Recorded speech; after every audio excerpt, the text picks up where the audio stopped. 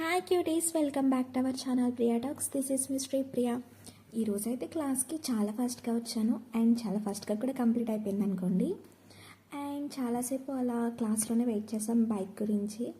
పెద్ద ఎవరు ఈరోజు రాలేదు క్లాస్కి, ఏంటో కానీ చాలా పీస్ఫుల్గా అనిపించింది నాకైతే. అండ్ తర్వాత షాపింగ్కి వచ్చాం స్టైల్ యూనియన్.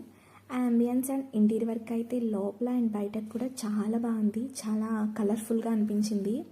లోపలికి వెళ్ళగానే అలా వెస్ట్రన్ వేర్ మొత్తం ఒక లుక్ వేసేసా.